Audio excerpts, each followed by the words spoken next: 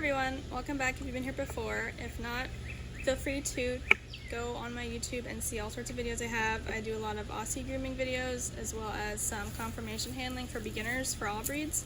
And then we're starting to get into responsible breeding videos as well. But this one is going to be going into how to fix the ears on Aussie puppies. It could apply to other breeds that have a forward fold. I just don't have experience in those, so this video is going to cater to Aussies. So before I get into what these items are and why we do it, or how to do it, why we do it, more so in the show ring, but also for owners who just like the look. Most Aussies' ears will go off and turn into what they call a rose ear, which is a side fold ear. And it's different than the forward folding ear that you typically are used to when you Google Australian Shepherd. You'll see ears that fold forward. That's a tongue twister. So it's very common for around the show ring for owners to glue them or tape them when they're younger. That way they do fold forward as an adult. One thing to note is if you do get into showing, it is technically allowed to have a rose ear. It's just it may kind of count against you. It's not typical, and having a forward folding ear normally is more successful in the ring. So that's why we do it when they're younger, to make sure they have that forward fold when they go to show. Another thing to note that's really important is it does not hurt them at all. This is not a cruel punishment. Putting braces on your kid or getting Botox, those are things that actually hurt, and people do them for cosmetic reasons. So while this is cosmetic, it does not hurt them at all, and the way that I do it allows the ear to be open and flap around just like it normally would. So that's why I like this method, and just wanted to put that out there. I think there's a common misconception that it's cruel or it hurts. It definitely does not. So going into what I have here, what I use is thin moleskin padding that you can find at a convenience store, Walgreens or CVS. I've actually folded some out, or cut some out already, but it comes in three or six sheets, like this. And the glue I use is actually Tear Mender, which I bought on Amazon. You can also find it at Tractor Supply or Joann Fabrics, I believe. But I just got it off Amazon. And then you'll also need some coins to weigh the ear down. So when they're little puppies, you can use pennies or nickels, and then as they grow older, you should use quarters. And then just regular pen and scissors to mark and cut out the moleskin. And then you need to have a paper towel handy to clean up any glue that runs away, whatever. It's really liquidy, so it's paper towels handy, just so it doesn't run in the ear or get in the hair. So these are the supplies that I use. I will now bring out a puppy to show you how to properly measure it before putting it on the ear. Alright, so here I have Panda, so I will show you how to measure the moleskin to put in an ear. Also, you can see the positioning when it's already in. Oh no, stand up. So this has been in the ear for probably 2 weeks, maybe 1 to 2 weeks already. So if you can see the positioning where it is on the ear, and it ensures that the ear folds forward like that. So when you're measuring for a first time application, take your, oh, you're probably not in the view anymore. Stand up. There we go. Working with a puppy is always fun too. Alright, so you take your sheet of moleskin and line it up at the bottom of the ear. You want to make sure it goes almost all the way, guard dog, almost all the way to the edge of the ear. A little bit on the inside so you don't see it. And then you would just mark the bottom where you want it to end. And about this age, it's about half and half. So one sheet will give you 2 pieces.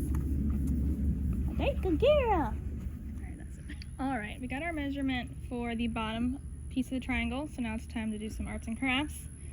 So basically you're gonna draw like a triangle, kind of like the shape of the bottom of the ear.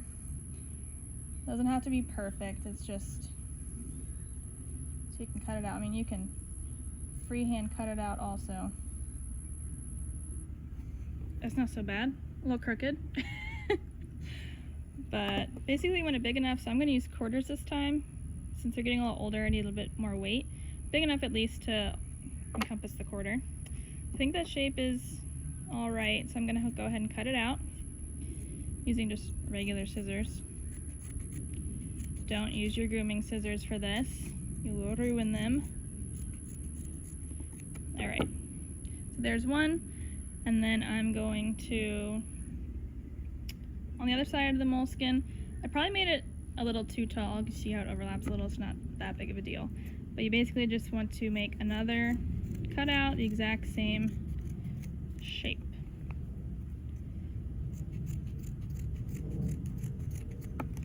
And then do that 2 more times, so you can have, you're gonna have 4 pieces.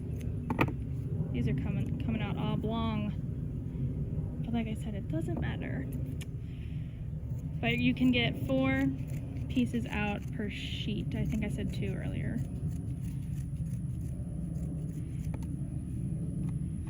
There we go. One last one. Probably didn't need a videotape trimming all of these. Alright, so there we have our 4 pieces that'll go in the ears. So you take your quarter and you're gonna basically put 1/4 in between 2 pieces.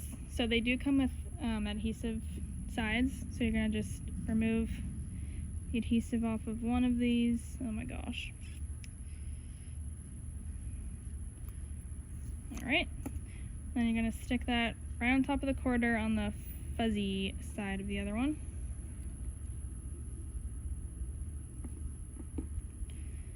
Alright, so you got your quarter tucked in between the 2 pieces, and now this is ready when it's time to put it on the ear.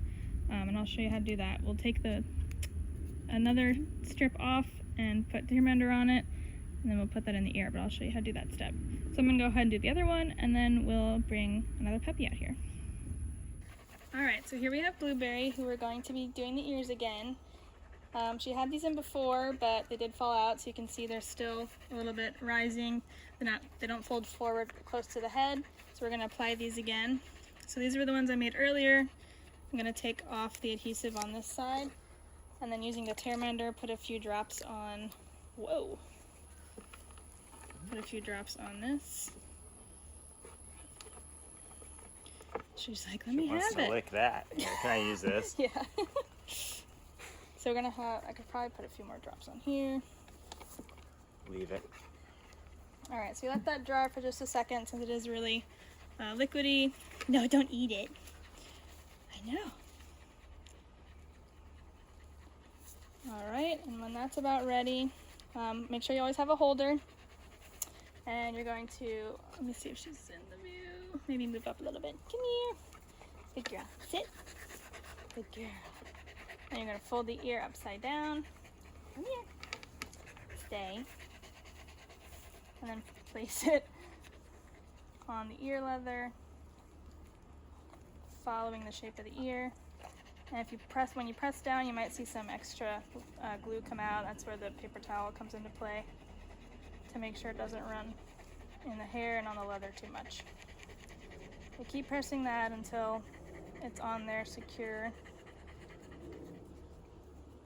Come here. Oh, get up. Good girl. Hey. Look. Now you can see that ear, look, folds forward next to the head in comparison to the other one. So now we'll do the other ear. So here is the before and after. Before on the left, which is a side fold ear, also called a rose ear, which is acceptable for the ring. However, the more desired look is on the right, which is the typical forward folding ear, also called a button ear. And in this photo, she does have the moleskin in it, so another reason I think I've mentioned as to why I like this is you can see exactly how the ears are going to look as an adult. You don't see any of the glue or moleskin, and you get your forward folding ear, no pain, really easy process. So as always, hope you guys enjoyed this video and found it useful. Please like and subscribe if you did, and I'll talk to you later.